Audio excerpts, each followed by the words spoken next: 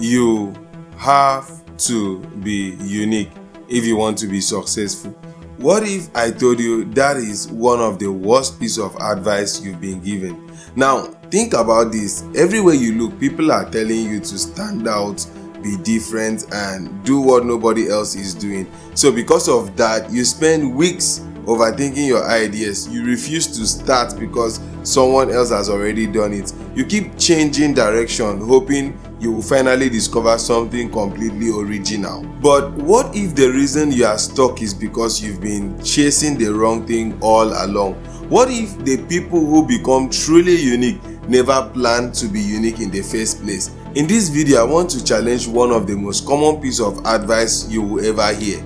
And by the end, I hope you will stop asking how you can be different and start asking a much better question, because that one question can completely change the way you work and build your future. So let's be honest, at some point, almost all of us have believed this advice: be unique. It sounds inspiring, smart, and on the surface, it makes perfect sense. After all, if everyone is doing the same thing, wouldn't being different automatically make you successful? That's exactly what I used to think. But the more I observe successful people, the more I realize something strange. Most of them didn't become successful because they were trying to be different. They became successful because they became really good at solving a problem. Think about this. A great business isn't successful because it tried to be different just for the sake of it. And a great teacher isn't respected because they speak in a unique way.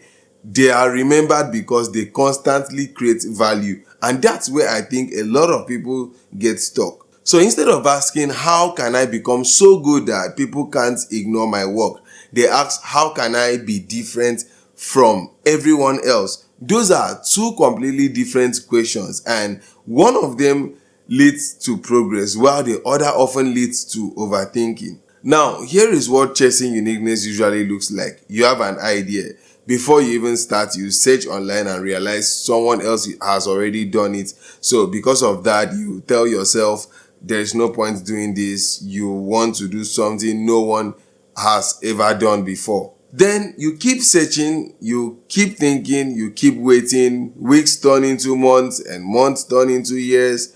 Not because you weren't capable, but because you convince yourself that your work had to be completely original before it deserved to exist. The truth is, almost everything has been done before. Someone has written a book like yours. Someone has started a business like the one you are thinking about. Someone has made the kind of videos you want to make. Someone has designed something similar. If your goal is to find an idea that nobody has ever had, you will spend more time searching than creating. And here is the ironic part. The people we call unique rarely started that way. They started by learning the basics. They studied what already worked. They practiced, they improved, they kept showing up. Over time, their own way of thinking naturally began to show.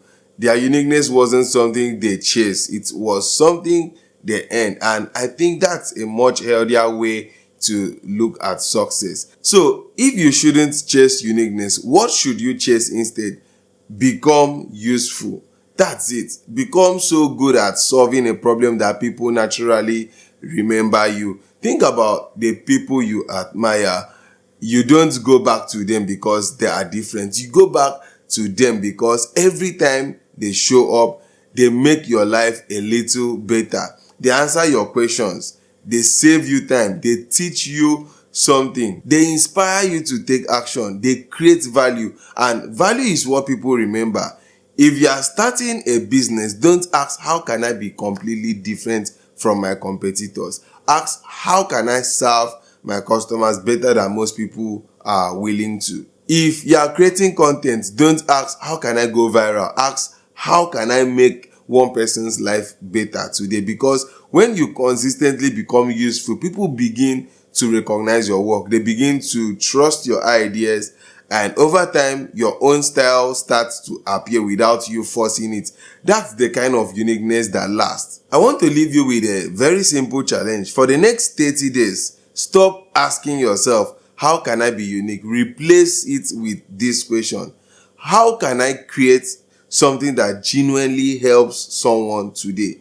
It could be one post, one product, one design, one conversation, one solution to a problem you have solved already. Do that every day, not because you are trying to stand out, but because you are trying to make someone's life a little better. Over time, people will remember you because you were consistently valuable. And here is the funny thing.